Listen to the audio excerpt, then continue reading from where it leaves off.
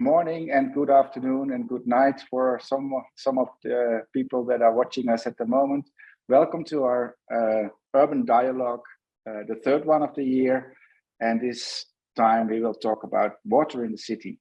And I was thinking in preparation for this webinar that a lot of people are actually going into outer space to look for water on the planet because they think that if there is water, there will be life. And that means, and they never find it. So it's very interesting that we live on a planet that we have water and that is, a source of life. So we need to be very careful about what the water we have. So don't waste it. Don't make it dirty. If it is, clean it. And it's a precious, precious source for our lives. So that as a starter for this morning, my name is Rob Rogema. I'm a professor of regenerative culture at Tecnológico de Monterrey in Mexico. And I will be leading you through this seminar webinar on water in the city. We have 4 great speakers, and I think it is going to be a very interesting discussion. Please join us in the dialogue. If you have a question or a suggestion or a remark, please put that in the chat so we can direct the question or your remark to one of the speakers or maybe every speaker. So what we will do is we will have 4 brief presentations introducing the speakers and their thoughts around the theme. And after that, we will open the floor to everyone for opening a dialogue. And maybe the dialogue is between the speakers, but we obviously hope that anyone in the audience will join us in the dialogue. So let me start with introducing the first speaker, Liam Poa. I hope I pronounced your name right, Liam. She is very famous in the Netherlands, I think, and maybe also outside of the Netherlands, because what she has done in the last couple of years is making people aware of the value of the water in mainly the river systems. She's working on drinkable rivers, and she does so by walking the entire river from start to finish, and along the way making people aware of the thing and bringing and pushing them and challenging them also into action. So I think that is a fantastic idea. Liam, let's take us into your thoughts and share your ideas with us. Yeah, thank you, Rob, and nice to meet all of you and the co-presenters. I will share some visuals. Oh, it has been disabled, so maybe the host can enable me. I was asked to give the larger context, and then by doing so, we'll zoom in, and having that capacity of zooming in and out, that we learned so much using maps online, and that will work a lot. So now we'll do it also to our heart and our imagination, and indeed, I put my life work towards a world with drinkable rivers, with the idea that if we have rivers again that are healthy and clean enough for us to drink straight from them, it means that all our actions on the land are healthy and in balance. It's as simple as that, actually, and it gives a positive perspective. It's something that is both poetic and concrete, measurable, and also in a way that a child can understand it, and at the same time, someone who is a leader can be really, it's so concrete that you can track the progress for it. So that's what I propose as our societal and also economic compass. And wouldn't it be great that it could be in our urban compass, that our cities are then leading us the way in their ambition for wanting that world back. And if we think, oh, that's so long ago, or that's so utopian almost, then think about this painting, for instance, that in 1826, it is in England, John Constable made it, that then the sheep herder left its herd on his belly, drinks straight from the creek. And it's interesting because we're preparing at the moment our Thames walk that happens in September and October, starting at the source, ending in the North Sea, and walking about 5 days through London. And we're getting replies from the people there. It's like, almost sarcastic comments like, we cannot imagine it to swim. It will take decades to swim in it. So it's quite ridiculous that you want a world with drinkable rivers and want a drinkable Thames. But still, it's something like, even though it sounds so far away now, it was in many places in the world 3 to 5 generations ago still the norm. And so a lot has changed. And that says a lot also in how we're living and also what economic compass we're using right now. So we're trying to mobilize this with, let's see how I get to the next slide. Yeah. And even if we think this is far away from us, then it's a reality for many others. Many plants and animal species are dependent on it, even though that many people, and still not enough at all, have the privilege to have clean drinking water coming through our taps. That's in a way already a privilege amongst people, but let alone for all these other species that are dependent on our lifelines, like Rob also said, our waters.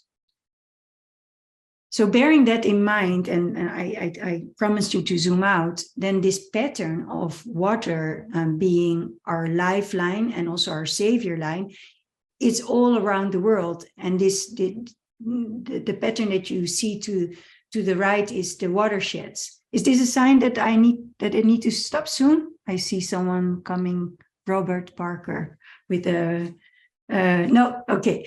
That are all these watersheds where you see how that this pattern is worldwide. Even if you look into the Sahara Desert, there you see the watersheds. They might not receive up onto the seas, but this pattern, it's everywhere. And that's why I think this compass could help us, because it's everywhere and it's every life form is dependent on it.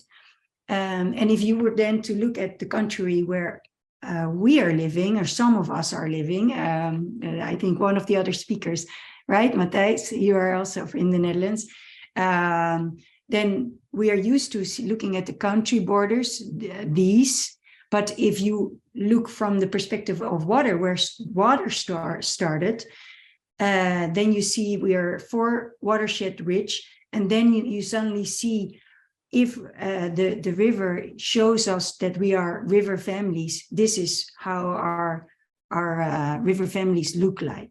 So you get a different mindset of how you're related to each other, and also where you're dependent on upstream and downstream, and where you're responsible for as well.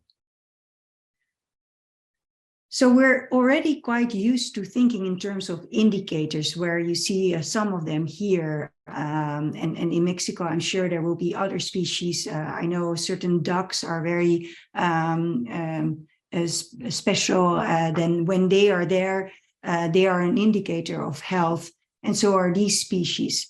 And so thinking in terms of these indicators showing health, I think that, and that's what we propose, that the river could be the ultimate indicator of health for all of us and for all species. And so how we do that with our foundation, Drinkable Rivers, we create river walks like Rob already introduced. I've walked 18,000 kilometers now in 5 continents along river source to sea. And there it's an open invitation for people to join. So you meet literally the river families, professionals meet each other's. And then we hope that with this river walk, it creates a momentum for people to take up that action. And there you see the watershed action communities. That's what is then happening afterwards. And I don't know before I walk, what community that will be, But for instance, here's an example of the River Meuse, the river that has fed me all my life.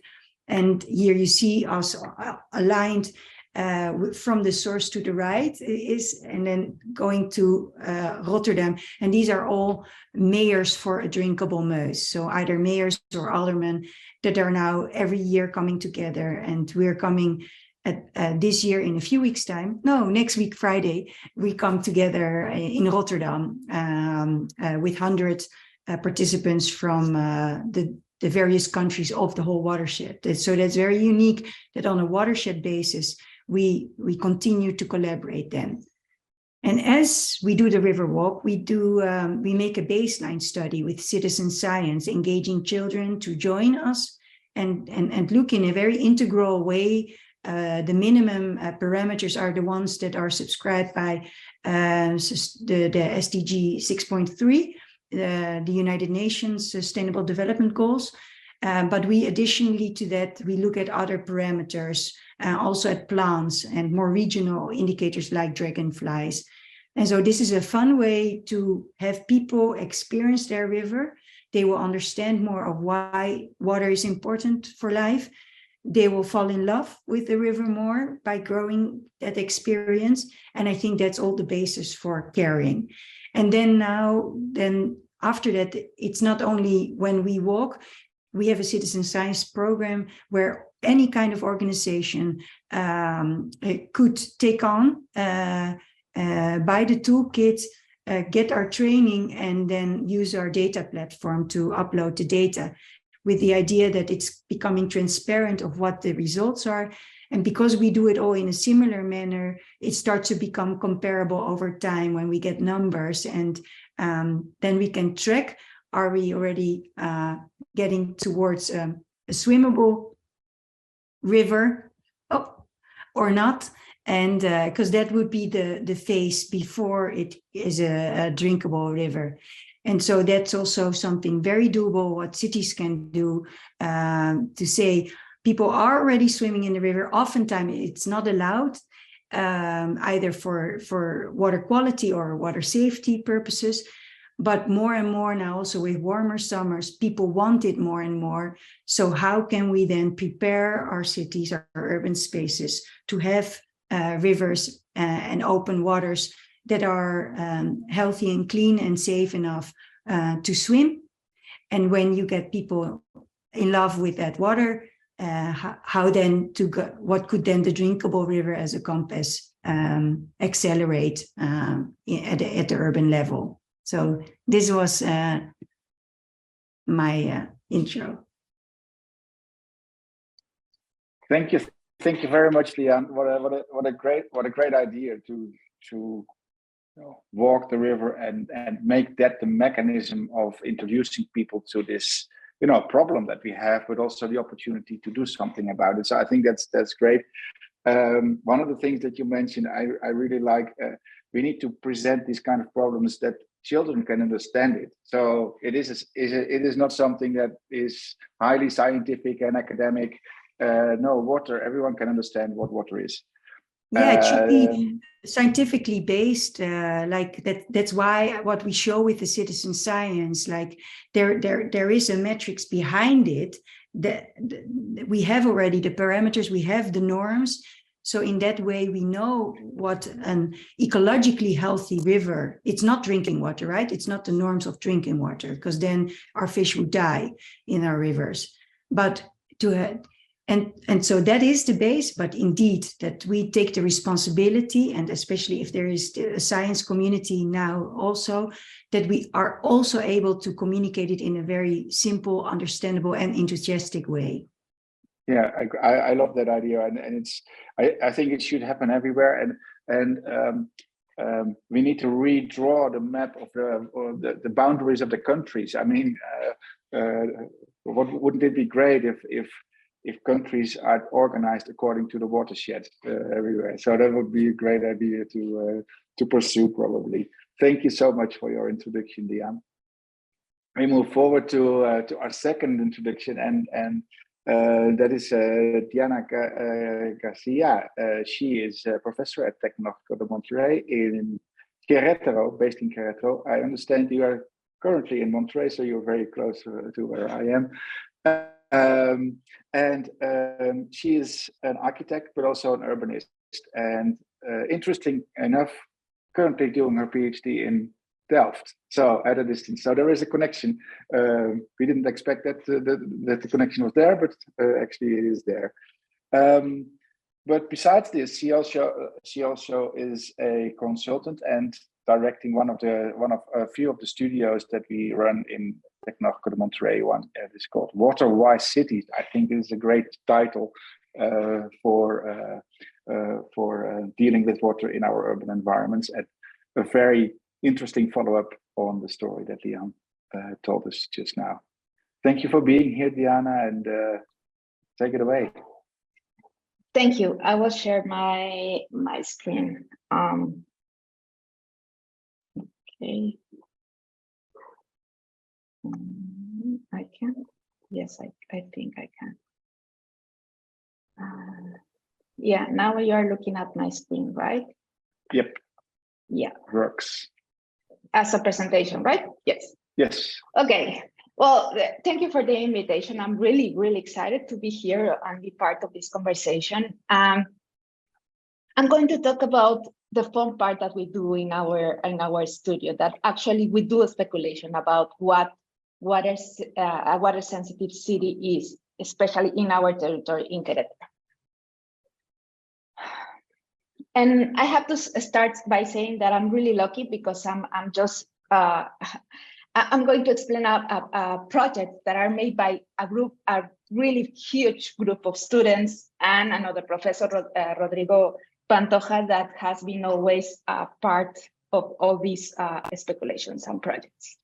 First, to put you in context, my city is located in the Central Valley of Mexico, and it's a metropolitan area of 1.5 million inhabitants. That means, for our context, a medium-sized city.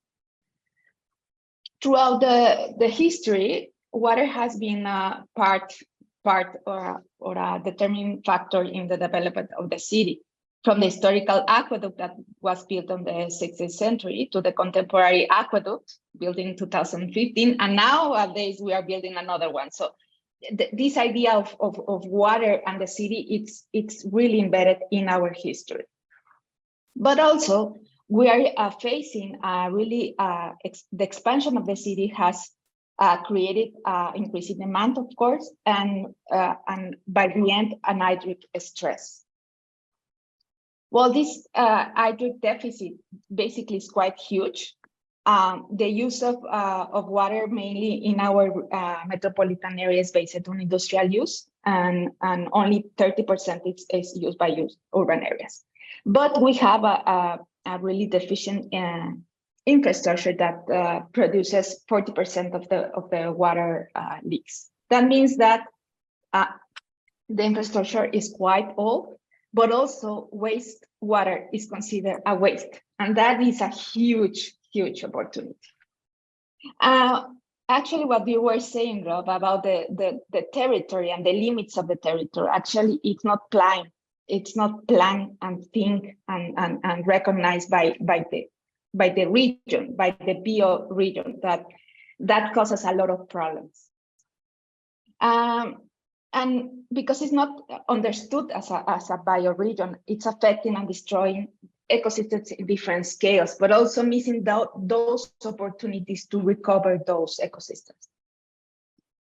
Another challenge that we are facing is that we actually think and plan in a short term. That means that we produce really expensive solutions, like this aqueduct that we are exporting water from 120 kilometers. So we are taking water from another area just to maintain the demand that we are dealing with, the really expanding and growing city. And this means that Presa de Cimatán, that is located in the northeast of the country, it's at the end we are going to reduce the water availability in that area that is mainly agriculture, but also it's polluted water. So at the end, we are going to export water, but it's also in levels of has also levels of metals that mean that is polluted.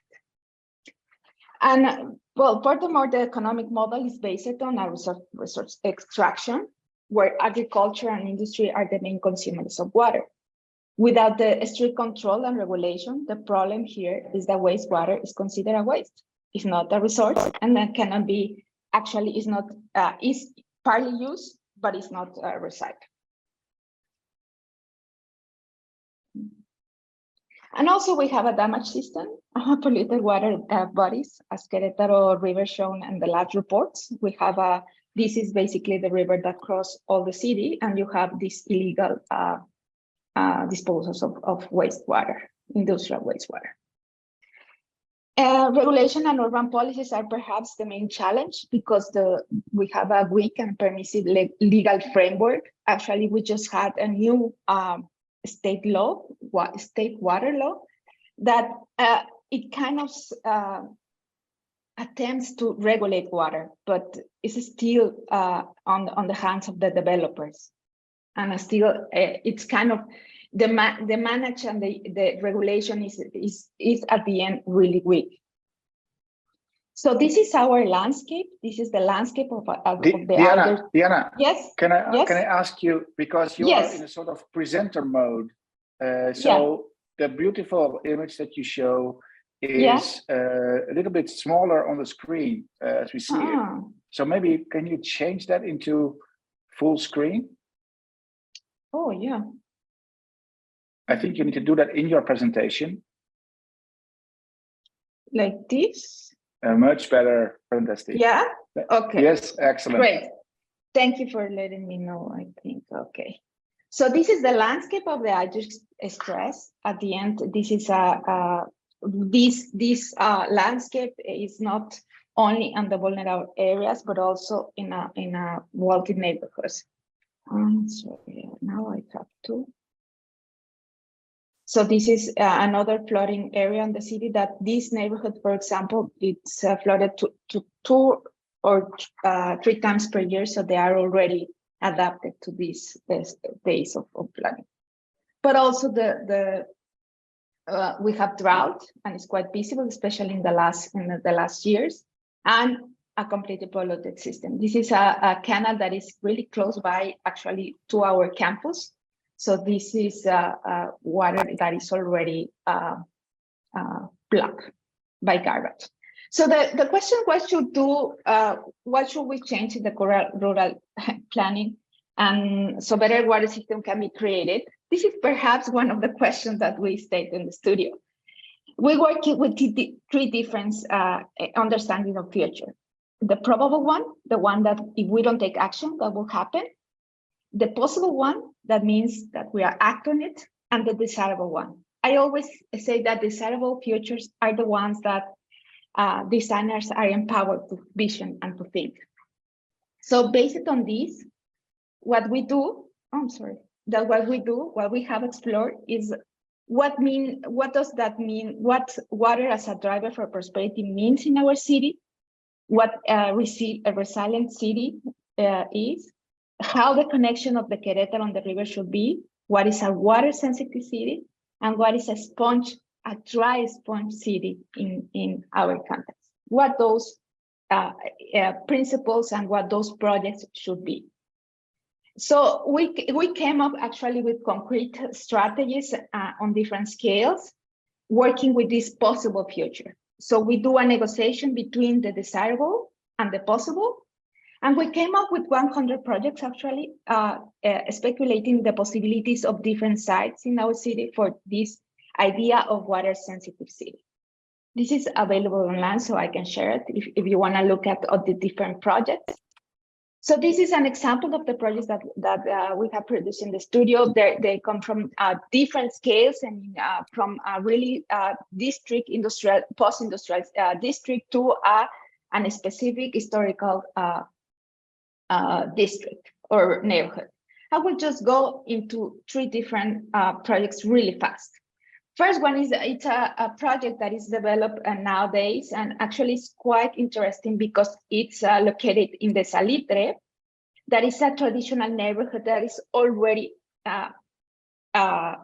that is already surrounded by the new development. So this has an interesting site where women come and wash their clothes. So water stream becomes a social space and becomes a community space, but it's also insecure. So the opportunity here and what the students have done really in a magical way is to learn with the kids and the woman how those spaces can be improved and how this stream can be can be restored, and also can this water be recycled and used for other uses in the neighborhood. Another project that we developed for a year, it's about the restoration of the whole river. And it's not especially on the place of the river that cross our city, but from the beginning till the end. That here comes the end of the state. So actually we pollute the river, and then we send the water, polluted water, to the next state. So what we do is to discover which of the points, of the strategic points, where we can work with different strategies, basically nature-based solutions, but also other social and economical strategies to restore this connection on the river and the city, and the different types of city, or different kinds of developments. So what we envision is how this river that is a seasonal river, we have to say it doesn't have actually the water for the whole year. Actually, nowadays it has a little bit of water. So how these spaces can be restored, and how can we again be connected with the water that Lian was talking about in her presentation. Another project related with this river, it's a project that was made on one of the areas that probably will be embedded by the new development. So what can we perceive these areas and create public spaces and spaces for restoration, ecological restoration. So the different strategies were applied to kind of understand how the different scales on the ecosystems can be improved, and also how these ecosystems work in different seasons. And this is probably one of the projects that I enjoyed the most, because this is a competition that the students won for the I'm sorry, I'm just going to move a little bit. The Next Generation Water Challenge that we were invited to Copenhagen to present the project. And actually this project was in New York in a polluted water body. So the challenge was how to restore this water body, and the proposal basically was to use chinampas, that is a nature-based solution, endemic nature-based solution. So how through chinampas can these spaces be restored and create this resilience towards the increase of the different scenarios, the flooded and the dry scenarios. So what the students explored is how these chinampas should be adapted to the endemic species, and how they can be restored and can be used and can be actually managed by the communities. And the last action that we have been working with the students, try to share this knowledge with different colleagues throughout these courses, or the discussion with other universities about what resilient and what a water sensitive city should be. For example, on the one in the bottom is one of the students in the National University that actually were working on Monterrey. So how the city in Mexico, a water sensitive city in Mexico, should work, and which are the actions that we should do to make this possible. So yeah, that's it. Thank you. Thank you so much. Thank you so much, Diana.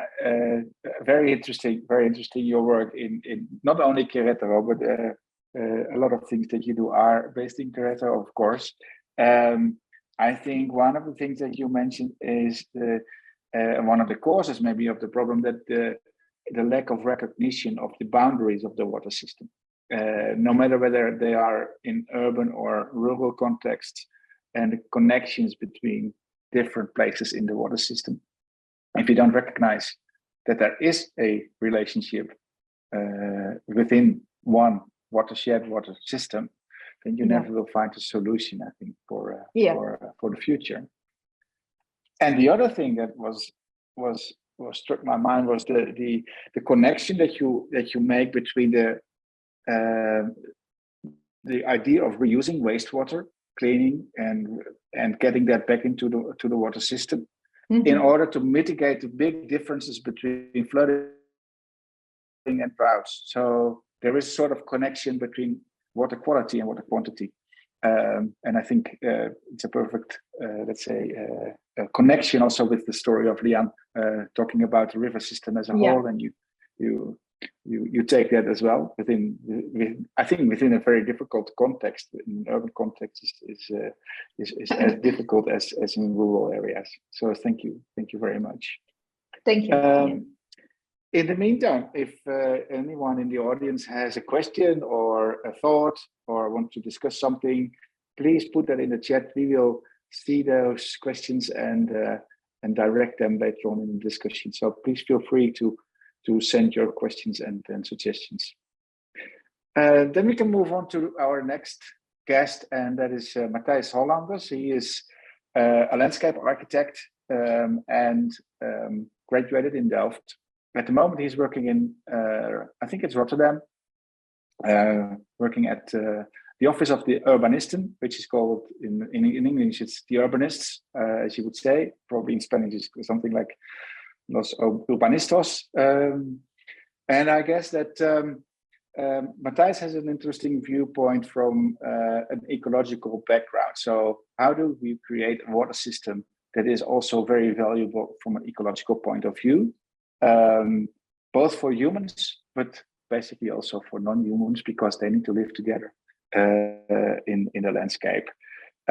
He looks at this issue from let's say a landscape urbanism perspective, and I think we are looking very much forward to your presentation, Matthijs.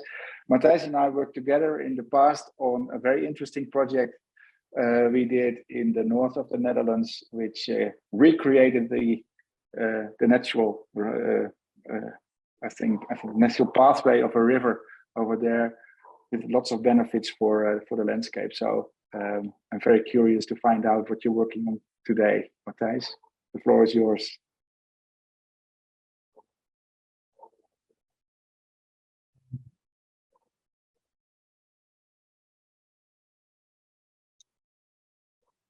I guess it all works.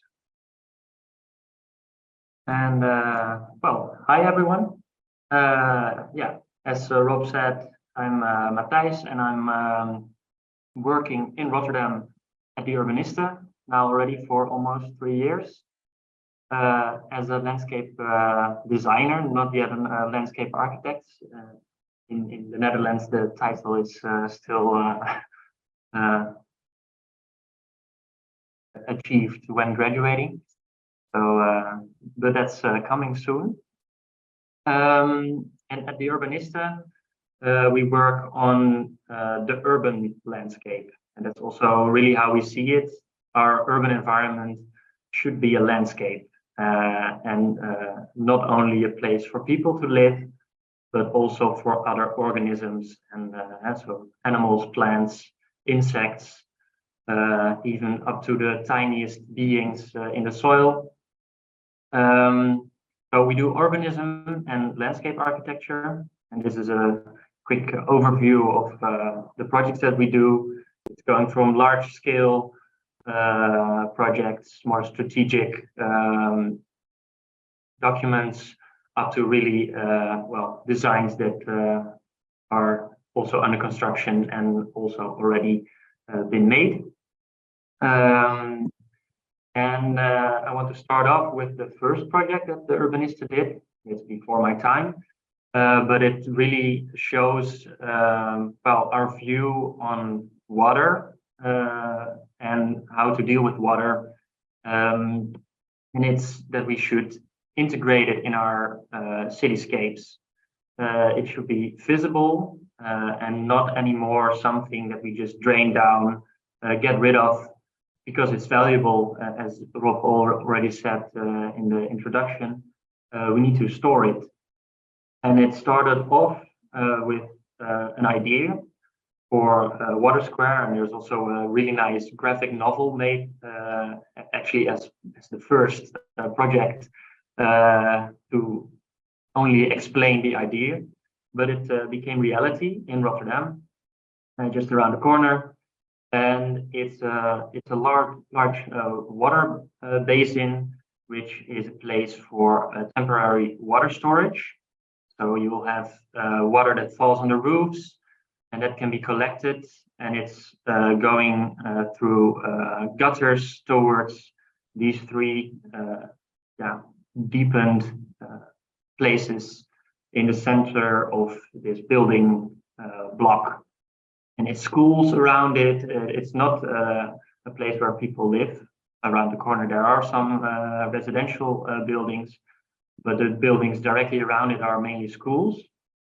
And yeah, the interesting thing is that actually the budget, and it's a very technical thing, but very important also, and that was quite an achievement at the time, is that the budget that would normally be spent invisibly underground is now brought to the surface, which meant that we could spend a lot more money to solve a technical problem, because there were a lot of cellars flooding, but we can spend it in the public space, something which is visible, enjoyable, and makes people also aware of their surroundings and aware of the water.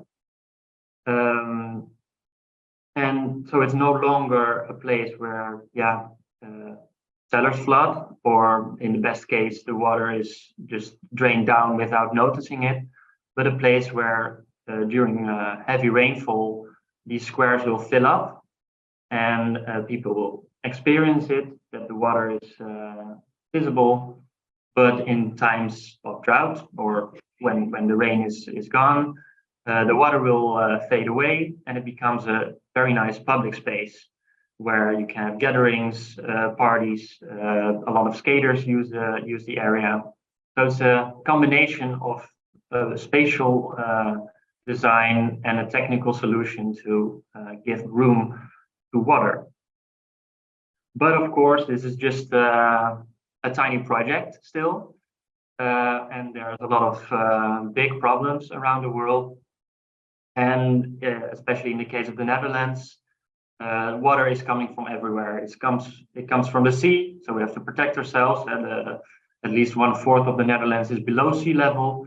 And we also have the water from the rivers coming down, also more and more a problem. And it's also like Lian already explained, we are not the only ones in charge of our water. The water is running from other countries towards our country. So we have to work together. The water falls from the sky, but we also have groundwater coming up. So that's a challenge. And it needs bigger scale designing, or looking at the water structures and the water system as a whole. That's, for instance, something we did for Antwerp. We made a water plan looking at the historical routing of the water.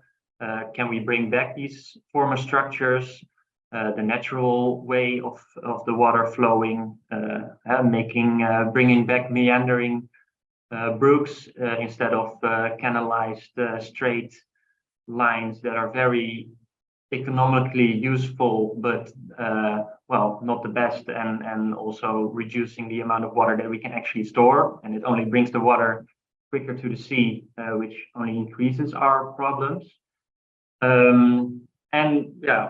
Combining it with the solutions that are needed in a very dense urbanized environment. And the goals of this water plan were to improve the spatial quality of the water. So you we want to experience it. We want to prevent damage, of course, guarantee availability of water, improve the water quality, and also very important in our designs is raising awareness for the water, making it visible to people, making it part of the experience you get in your daily life. And yeah, we did that by dividing the entire city in segments. Not every part of the city is the same, so it also demands a different way of dealing with the water. In some parts, you can have water buffering above ground. In some other parts, it's a bit more difficult, and you have to bring it to a place where there is space, and then you can reuse it in times of drought. So yeah, it's a smart system for the entire city, which is now also developed, going further into detail. So we did the bigger scale, and now we're doing the scale of the different neighborhoods, and we're still working on that. But it's very interesting that something from the big scale is brought towards something on a smaller scale. And yeah, actually the easy explanation and goal is, yeah, we have to collect our water, not drain it away. We have to store it so that in times that we need it, we can return it and use it. Because that's the biggest problem, that we're in some times of the year we have too much water, and in other times we have too little. And it actually seems quite easily solved, but of course it demands some creative thinking, looking for the right spaces to collect the water, and also looking for the money, of course. But there's more. It's not only about water, and as Rob already said, one of the issues that concern me also very much is biodiversity, which is decreasing. But we also have problems with heat stress, and as I already said, the raising of awareness of all these climatic impacts, and also raising awareness of the beauty of biodiversity and the role that water plays in making our world around us a bit more biodiverse, and really bring that back into our daily experiences, even in a stony urban environment. And for that, we made a toolbox for all these different topics, which are very simple sheets that explain the measure you can take, and it's sort of a generic measure shown in just one page, showing some nice examples, and it should stimulate people to think about what could be possible in this place, and what is the impact we can make. There's sort of an indicational scoring system also. Does it do something for providing food for animals? Does it make a place for the animal to be safe? But also, does it do something for water storage, preventing drought? Is it something that can be experienced? And also an indicator of, is it very costly, or is it actually a very easy fix? And that's sort of a toolbox that we use in all our projects as a starting point. What ingredients can we use? Also very useful in workshops, and that's most of the time the thing that we start off with in projects. And then we bring it towards a design, and I want to take you through this design in which actually all these themes come together. It's the Hofboven Park in Rotterdam.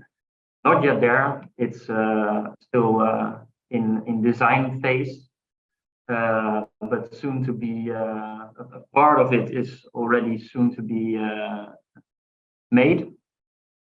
And it's comparable to the High Line in New York, but on the other hand, we don't really want to compare it with it, because there are some quite some differences also. It's 8 meters wide, so that's not a lot, 25 feet, and it's a bit more than 2 kilometers long.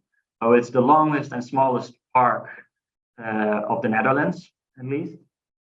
And the interesting thing is also that the water square that I talked about earlier is right next to it. And yeah, what you see now is that there are, you have these very characteristic arches underneath with retail in it and, well, all kinds of things happening underneath. And on top, currently it's completely abandoned, but it's a very interesting space because you're higher up, you have a very nice views in the city, and it really goes through the entire city. And that's why we call it a network park. It connects the inner city of Rotterdam all the way towards the outskirts and the highway. That's where it ends. And not only for people it connects, but it also connects for animals. And currently we're working on the design of the park, the roof park, but the idea is that also the surroundings are developing along with it.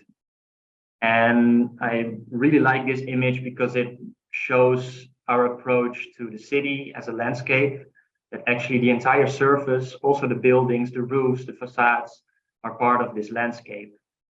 Which means that actually in an urban environment, we have more space for biodiversity than in the rest of the Netherlands, which is quite flat.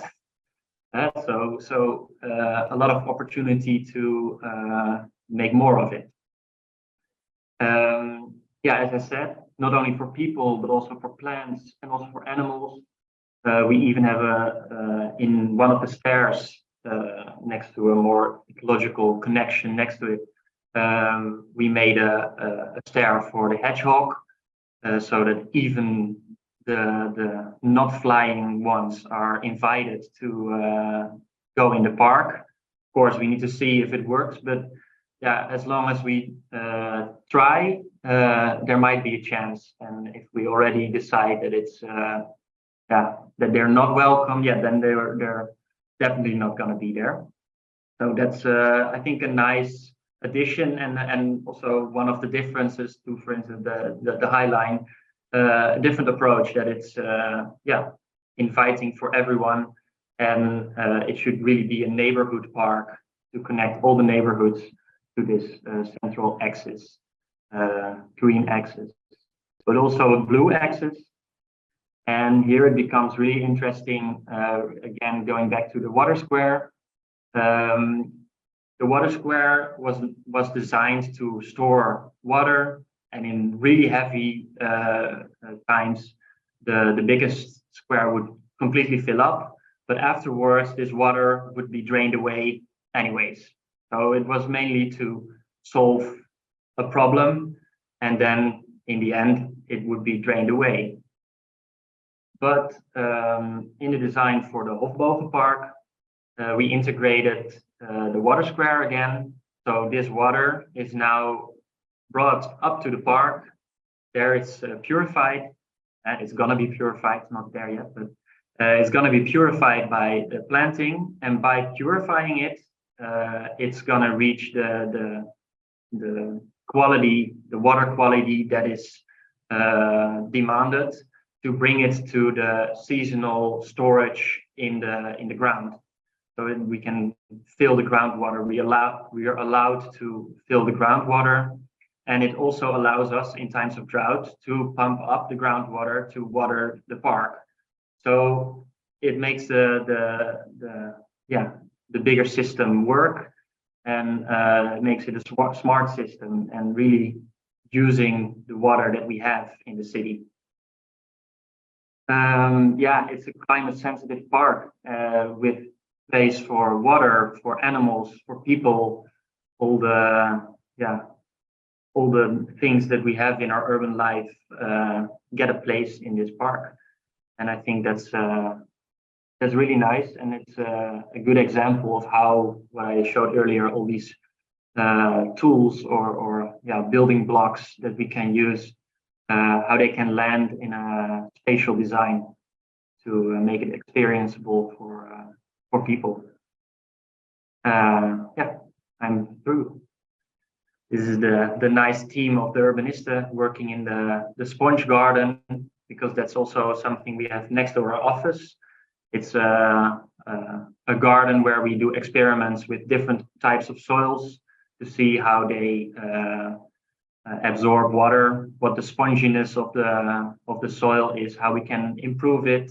So it's divided in different parts that are maintained in a different way, to see how we can increase the sponginess of the city. And with that, I want to end my presentation. Thanks for your attention. Thank you so much, Matthijs. Thank you a lot. It is great. And the last picture I really like, because you're not only an academic, you study water systems and ecology and work from an office, and you're becoming a designer, but you have to actually work with your feet in the mud and experiment with the things that you are proposing. So there is a direct relationship between the things that you design and also sort of prove that that you understand what works and what doesn't. So I really like that idea. There's one other thing that I thought was very interesting in the beginning of your presentation. It's about that all the investments in the water system, in urban water systems, used to be underground. And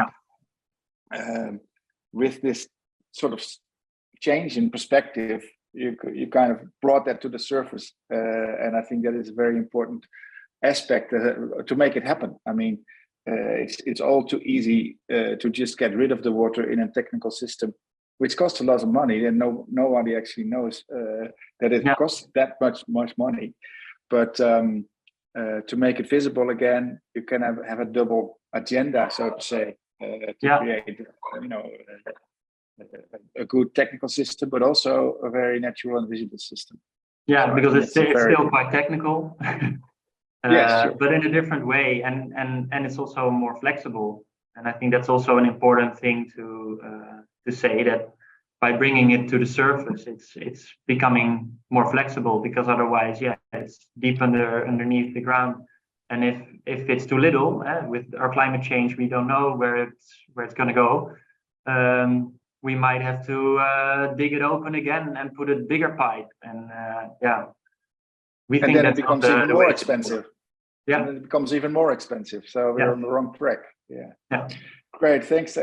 Thank you so much. I have seen in the chat that there's already a couple of suggestions and questions regarding your presentation. So I think that we wait with that till the end.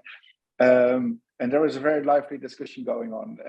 And Robert Barker is also part of the discussion in the chat. So that's a great move to his presentation. I think Robert and I met, 20 years ago or whatever, when water sensitivity and water in the city was not an issue. And we faced the problem of flooding here and there. And he was working at the time at Baka Architects, and he's one of the founders of that architectural firm.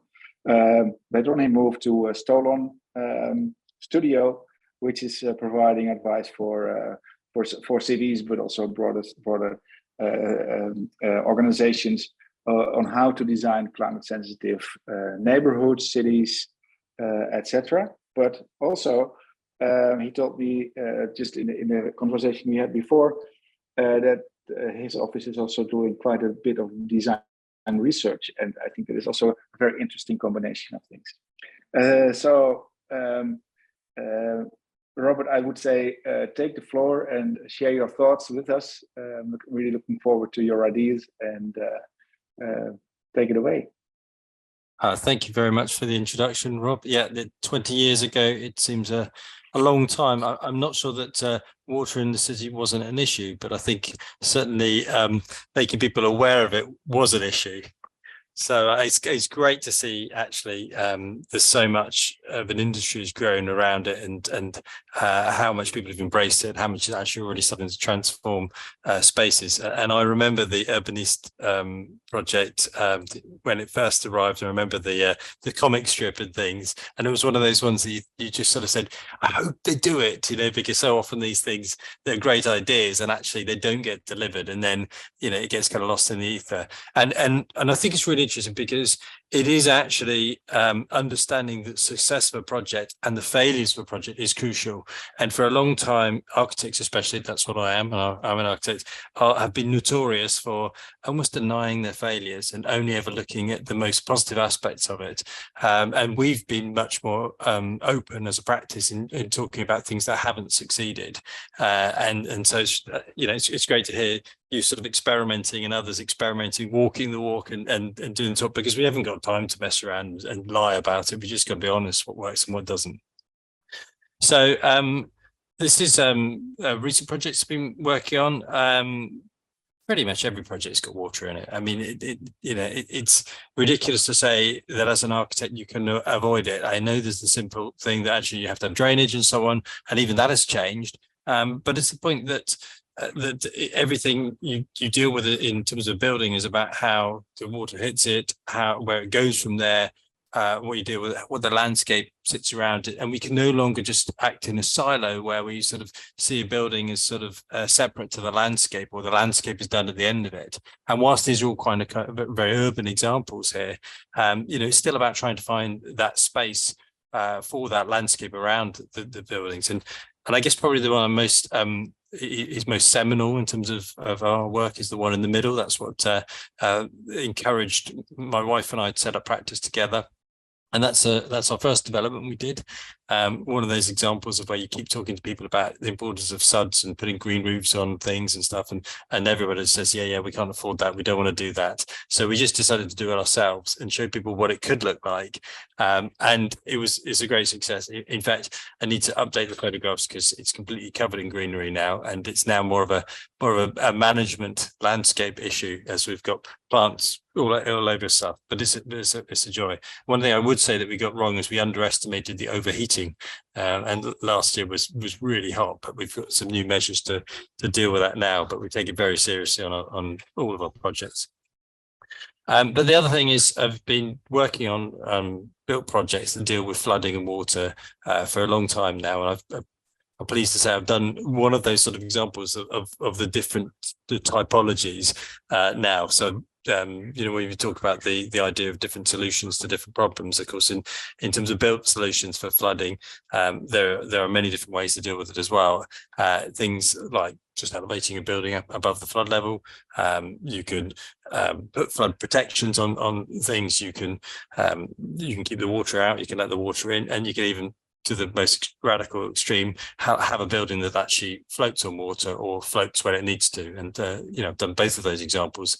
But they're, you know, they're all have their place, but they all have their complexity as well. And so it's good to have that repertoire and understand what works and what doesn't work.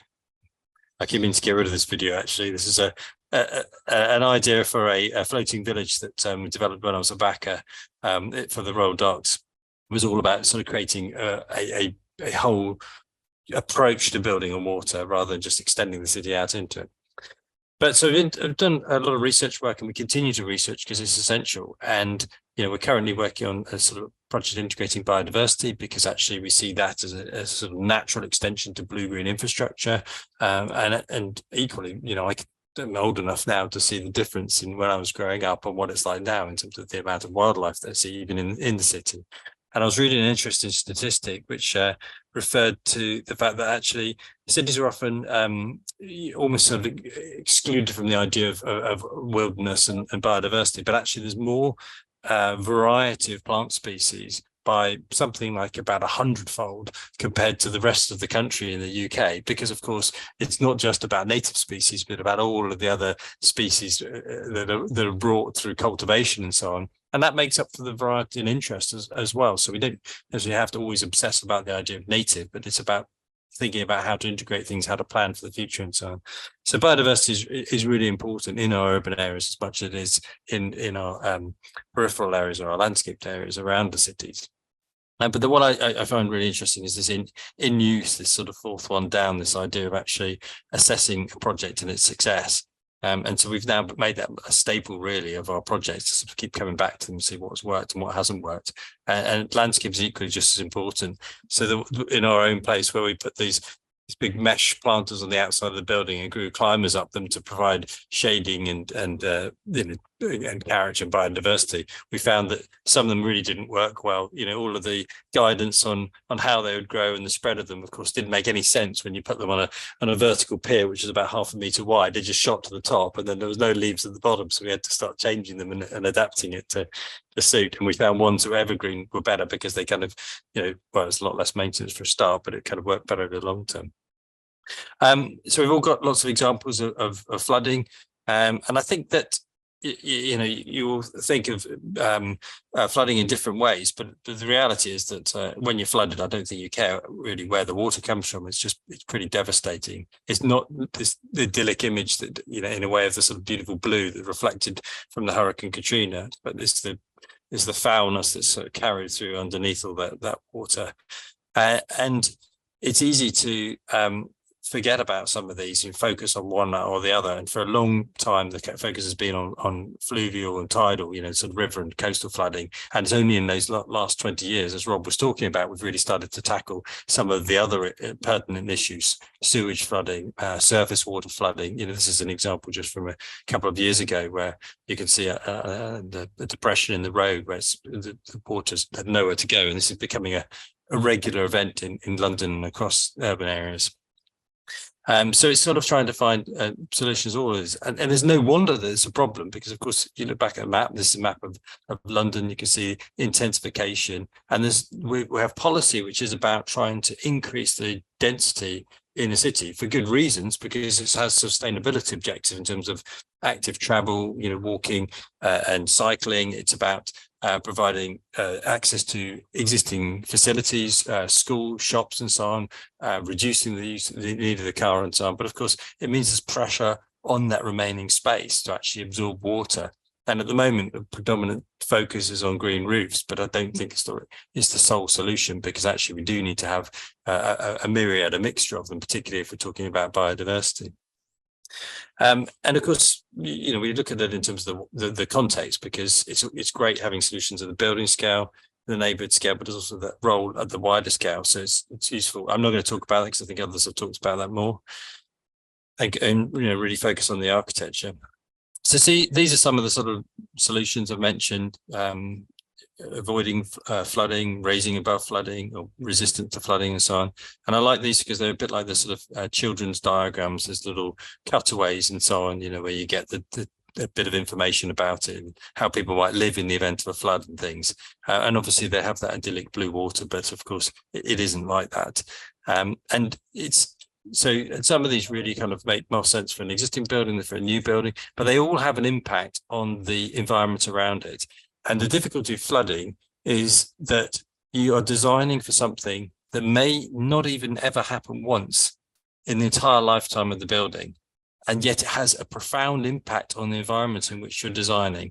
And I think people forget this often because they focus on the idea that they can, this flood, maybe it's a wonderful resource or so on, but that's only really on the frequent events. For the big events you're designing for in a flood, this is pretty catastrophic. You're not going to store it. You've got to get rid of this water mostly, because if you've got a fast flowing river, it can be devastating. And you saw impacts across the world from fast flowing water running through urban areas, destroying bridges, destroying houses.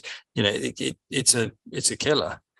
So, but there are things that we can do in terms of our design that can integrate this seamlessly into it, but actually create a better built environment, a better habitable environment for us as well. So these are the sort of technical things. It's always about drainage. It's always about water resistance. It's always about foundations. These are the things that always come up in any of these. And I think this is on the Wikipedia design, but it shows you sort of 5 principles of the different approaches. And as I said, these are some of the different measures, but you can see here, this is Farnsworth House, the classic Mies van der Rohe, which is designed elevated above the flood level. But as the water levels have increased over time, this is a real problem they have for it now. So in fact, I saw the other picture was missing where it's just slightly underneath it. But of course, if you get your design wrong, if you get a solution, your assessment wrong, then of course it can be pretty devastating. So having robust solutions is really important. And as I said, it's the bits underneath that that go behind it are really important to understand. So beyond the actual building, of course, access is a really important thing.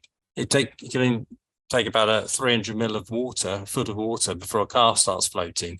So having getting those levels right, getting those predictions are really important. Emergency services are always important because in the event of a flood, when are you most likely to have an accident? You know, that's when you might slip over, there might be an electrical fire or something. I've seen some terrifying images from various floods where you can see surrounded by water and everything's in flame because something's gone wrong. And fire services in the UK, many people don't know it, but it's actually the Fire and Flood Rescue Service. You know, so they're the two, they go hand in hand. But of course, when you don't understand, when you look at the flood, is what's underneath it. And of course, yeah, it's pretty catastrophic if you get that wrong. So we take an approach of integrated planning. As I said, we've got to deal with the water. We want to deal with it positively to make a better approach to our environment, but we also want to think about what is the environment going to be like most of the time. You know, we don't want to just have elevated walkways that become a social problem because, you know, there's nobody on the ground anymore, or you can't have access to something. So this is an example of a project we're working on at the moment. It's in Norwich. It's a beautiful quintessential English city. It's not that easily accessible, so it's not hugely kind of developed either. And it's got a river running through it, as most of them do, because that's where these cities were established. And beyond that, you get this wonderful sort of Dutch landscape, I should say, because the Dutch engineers came across in the 16th century to reclaim large parts of it from the sea. So it's very flat.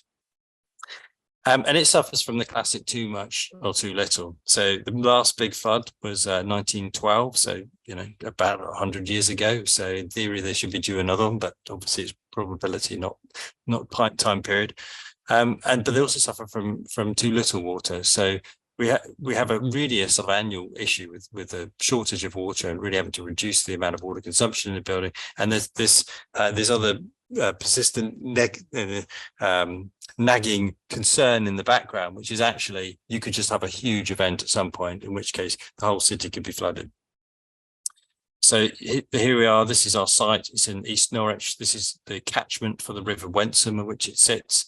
And you can see you're on the edge of a fairly small river courses running through here before it extends out into the Broads, which is this vast landscape of waterways and things. So we have this interesting situation. We have a very man-made, controlled, canalized river course, and really just at the point where the water suddenly releases beyond this site, and it rises up and spreads across the countryside. So we have a lot of scope, but we also have these two river courses meeting on the edge of the site here. As I said, yeah, but just beyond it, you have this amazing kind of landscape of the Broads.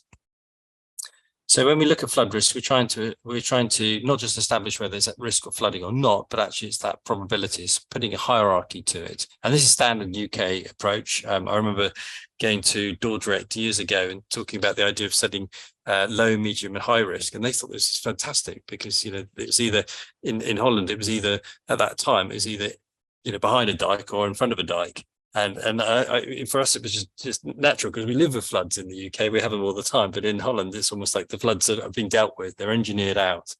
So it's and of course, subsequently, they developed the Room for the River project and so forth. But it's a really good policy no matter where you are, I think. And the idea of thinking about risk and planning for the almost like a sort of a graceful management or degradation if things start to go wrong. So here you've got colouring, which effectively the darker blue is the worst flood risk, is the most frequent areas of flood risk. And then as it gets lighter, they're less frequent. And we're starting to look at climate probability here. So we're then looking at increase in river flows to see what the extent of this will be.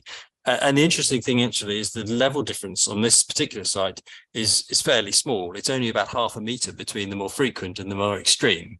So actually, when we're talking about the solutions to it, it then informs the approach that we're not going to necessarily be dealing with floating construction, but actually we could probably deal with it very simple, low key solutions. And that's always the best one in my view, because the simpler it is, the less likely it is to go wrong. And that's just a general policy on life, I think, rather than just flooding. So it becomes an opportunity. So it's an opportunity in terms of its site because of its location. It's fantastic edge of the city, extends out into the Broads, but it's this big site that you actually can't get access to. You can't get access to the river. It's really hard to even get into the site. It's got a county wildlife site on the edge of it that no one could ever visit. It's really difficult to manage. And it creates this opportunity then to create connectivity back to the city, to allow people to access this wonderful wildlife site and to access the river. It's what it's all about. That's why this is here in the first place. And it is, beautiful the place is. And of course, to deliver housing, and often, people are looking for locations for housing, and some of these complex brownfield sites are really interesting because they have this fantastic location, as I mentioned, but they have this opportunity to do so many more things. Failing that, we have to build on our green and pleasant land, across the UK, but often that's seen as sort of less palatable. So, as I said, there's the opportunity for new connections, for new public transport, for supporting local people in there. But I think one of the most exciting things is the way in which we can create a landscape built around water, built around nature, and create a new place, a new way of designing out of that. So looking at the flood risk, these are the sort of different typologies. This is actually from a piece I did for the Metric Handbook when I was a backer. So these are sort of solutions we could have at the property level. The raised property, just elevate it up. Always seems like a good idea. Normally never works because once you start raising the land level up, the water goes somewhere else. So we have to find space to kind of take it away. And but if you can do it, it's great because you can see, it stops the water. You just need to make sure you get that level right. Elevating the property up, let them go underneath. Problem with that, of course, is you end up with, how does the access work? Is it going to be part of the natural? What if people start putting things underneath the building? They start using it, storing things under there. Before you know it, it's not even raised anyway. And these ones are generally not acceptable for a new build construction to make them resistant or resilient. This is really a last measure when you're not sure about the flood level. So you kind of put that measure in as well to make sure that if it's a bit beyond the expectation, beyond the standard you've planned to, then it'll be safe in those events. So those are the three we would tend to focus on in this situation. And the reason I say resilient rather than resistant is because actually, if we keep the water out, it's great for the residents, but it tends to be problematic for the wider populace. So these are the ones we focused on, and we have looked at resculpting the land, and what we're doing through that is actually increasing the floodplain in places and then decreasing in other areas. And the reason that we're trying to do that is to balance it, to make sure that we don't increase the flood risk, but also because we can then extend that wonderful habitat, that marshland, which is full of the kind of flora and fauna, and make it part of the development. And of course, not only that, but it also can contribute towards part of the built environment that we need. As we saw for the last presentation, the idea that actually these storage areas can be used for playgrounds and things, fantastic. That and why not it be, particularly in a location like this, actually those play areas have a kind of a naturalistic environment. And so if I just focus on one of those in particular, this is the master plan as it's emerging. So we're trying to deal with, and this is focusing on the surface water now. So we understand the solution to kind of dealing with the river flooding is about trying to balance this, create space for the water to go. But we also want to reduce the amount of water going into the river course and reduce it so it doesn't cause a problem to other residents in the area. And this is really challenging. We're talking about then designing for a whole series of events. And so we've got to take all of the water off the roads. We can take it through swales and things and then take it back into it. And then what we're trying to do is use it to replenish the marsh. So we treat the water through the runoff from the road, and then that will be stored in a swale and then percolate back into the marsh. And this is where that too much and too little come together, because this is on a regular basis. Water, we're using those hard surfaces in this particular occasion to direct the water flow back into where it's most needed, which is those watercourses, those ditches in the marsh that give it this fantastic, habitat. And then where we have roofs on the buildings. Now, again, we can use green roofs, but actually really more interesting, the environment on the ground than we are on the roof space here. So can we do it so we can create these shared garden spaces, the space that actually does fill up? It's part of their usable amenity. We're not creating just back gardens, but we're creating space that actually is also about community, where people come together and the interplay, just in the same way that we have in our courtyard. In our, I'm looking here, you can't see it, but this is where I am at the moment at home. And then where we do have hard surfaces, make them permeable. And it's all fairly obvious stuff, but it's working the detail through in terms of those periods and those events to make sure we get the design of it right. And the complexity of this is all in those levels. You know, we're dealing with very flat surfaces on a lot of occasion. And actually, if we go too deep, then the water comes up from the ground and then it doesn't work. If we go too high, it runs off too quickly and so on. We want to try and use it in the most naturalistic way in which we can to sort of almost emulate the green environment. And you can see here in the development, the buildings can be fairly kind of simple, clean, elegant, modern buildings, but it's the space around it which is really key. So we have the marsh extending up to, you have the cycleway and the footway as priority over the cars. That then becomes this fantastic feature that you can see as you go through and walk across the marsh. And then on the other side of it, the shared garden space and orchard space, place for people to grow their own food and stuff. But in times of extreme rainfall, it will fill up and it will store the water there before slowly releasing it back into the marsh. And so you can see that this is not your normal urban environment, but if we can bring some of the character of this into our urban space, then we create something which is highly unique. Robert, are you nearly finished, or how far are you? I'm just about finished. I was just showing you the flood risk you can see coming in between the development here as well. So, perfect. Yeah, so you can see we're trying to use this to inspire a kind of different way of approaching the sort of urban landscape. Thank you very much.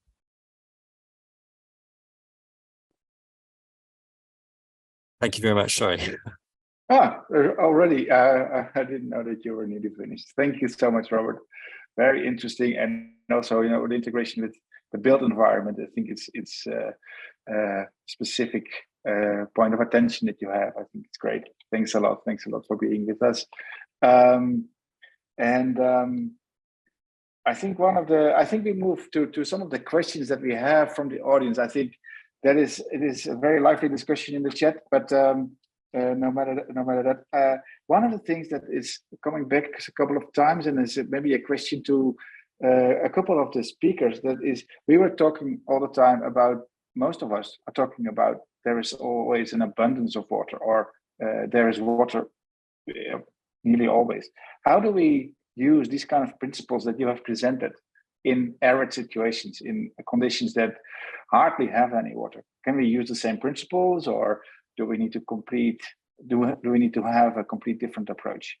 So, what are your thoughts on that? Maybe you start with Diana, because you were the one that is also talking about how dry it would be in Mexico conditions.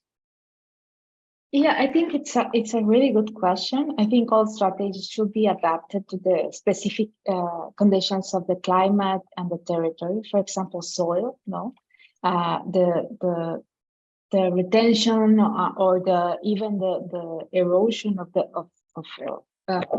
caused by water is completely different. So it is really interesting for us to talk about nature-based solutions in our context, because basically nature-based solutions in other contexts are made by different elements, but the logic and the principles are the same when you apply to a dry, for example, to a dry climate.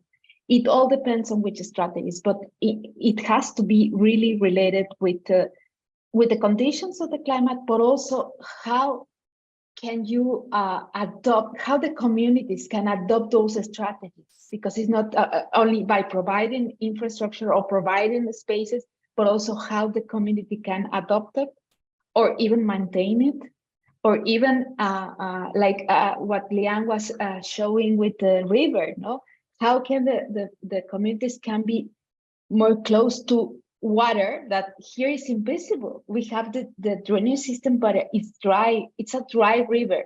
So this connection with water, if you don't, you are not close to water and you are not understanding how this cycle is normal, No, how to be dry is normal, but drought is not normal. No.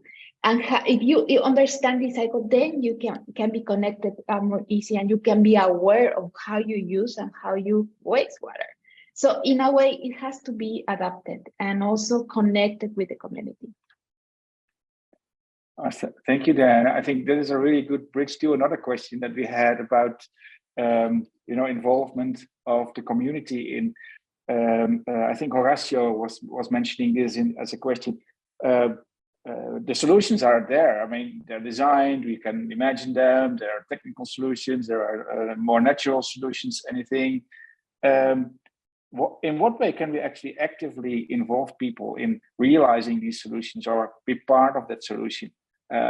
Maybe that's a question for Liam to talk about a little bit more.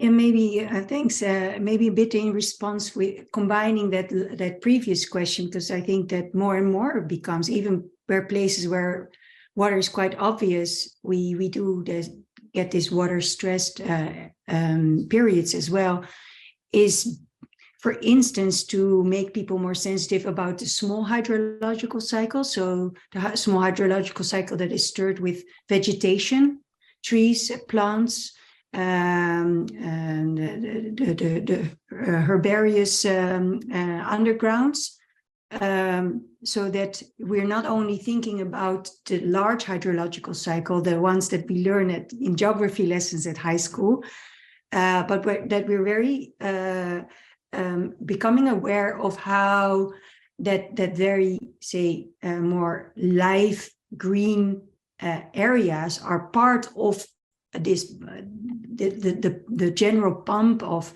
hydrology as well. And so to participate in recreating livable and green banks, to start with, there are, for instance, rules, for instance, in a country like Costa Rica, where they say along the river banks, you cannot create any built structures. So from the sky, you will see these green snakes in the landscape. So that could be a first design, like, okay, we need to give space to the rivers that we have, honor them, build more this sponge capacity by creating more aliveness in the riverbanks, but then also within the cities, create that everywhere as much as possible, and let people engage in those plantings with species that are good. And an additional thing that I briefly talked about was letting them engage into citizen science, experience, love, care, when they will experience their rivers in a very different way, in looking into what is the current state, making a baseline study, then keeping track of it. Can we start to swim in our rivers again? Is a very nice way of letting them become engaged, and also feel that they're giving valuable input for something that is larger. The citizen science, when you're sharing it on a database, it continues and people can build upon that. Those are some examples of how to engage people. Yeah, great. Robert, do you want to add? You need to put on your microphone. I think community engagement is crucial. I mean, we obviously do that in architecture anyway, but I think that the sort of spaces that we would talk about in the UK, where they are designed to be able to absorb this infrequent but large volumes of water, often result in then sort of brown spaces. They're not green and luscious. They're actually, and those are the ones which also have perhaps have the highest biodiversity value. So we kind of need to learn to love the kind of neglected, the brown and the dirty and stuff, and that's probably the same the world over. So I think there is that engagement's crucial to it, but is it also perhaps there's an exercise for us as advocates to also to learn from people about what their expectations are, because Yeah, I found some really interesting things from public consultation where you draw these fantastic ideas and designs, and actually people say, well, we don't want that. And there's for a reason that you haven't expected. It's because it might be, some antisocial behavior might occur there, or might get ripped out, might get neglected, or whatever it might be, because it's important we get measures that actually are sustainable. So, even if they're not necessarily what we envisaged, as long as they can still function, is really crucial. Thanks, Robert. Thanks. And maybe we can ask the same question to Matthijs, because I saw your fellow designers actually standing in the green space and working in it. Is that something that you also would encourage residents and other stakeholders to do in your project? To do that in our project, or yeah, well, I think it's really, really important to involve citizens and make them, that's also in our designs, making them aware of their surroundings. Not only to make them aware of our design, but in general, making them more aware about the systems that are working or not working. Yeah, coming back also on the drought issue, of course, in the Netherlands, we also have drought, but we also have the luxury of having a lot of water in most parts of the year. But I think the interesting thing is really looking at the natural systems. What did it used to be? For instance, the project that we did together, where we had a lot of water, but we went back to the natural system where peat develops and can be used as a spongy landscape to both store the water and protect from the sea, what we did there. But in a dry country, it might be maybe a smaller scale metabolism of a plant or an insect or animal that can help us in designing a system that works in that type of environment, where you don't have this bigger river system feeding your landscape, Right. but maybe to search for something in a smaller scale. Right. So we need to think as if we are children, and then we need to crumble into the skin of a butterfly and still understand how the system works, and then action it. So there is a lot of task ahead of us, I think.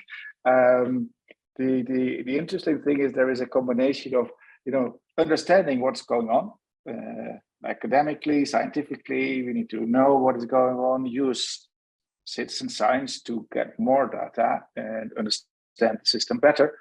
But you were also talking, all of you were talking about the awareness raising amongst a broader, a huge group of people that generally is not really aware, or maybe even neglect the water system, try to hide it, see it as a nuisance, as Carlos mentioned in the chat. It is a nuisance to people instead of seeing it as a value. And then ultimately, the third element of the discussion, I think, is how do we make it beautiful? How can we design a water system that is attractive to people, that people can experience and see what's going on with the water system and start taking care of it as a result? So I think this kind of rounds up our discussion, our dialogue of today. We're nearing the end of the session. Thank you so much to the 4 speakers. It was very inspiring about a subject that is really important and very, very crucial to our life. I want to close up by saying to the audience that the next seminar will be on the 21st of June. Then we have an urban dialogue about food in the city. And because we were talking about the arid system and droughts and how you do that, we have another webinar coming up in August, the end of August, on heat and arid landscape. So that is something to think about for the future. For now, I would like to thank you so much for being here as a speaker, but also everyone in the audience, and I hope to see you in a month's time from now, 21st of June. We keep you posted. Thank you so much. Thank you for hosting. Thank Bye. you. Thank you, everyone. Lovely to see you. Thanks a lot, guys. Thanks.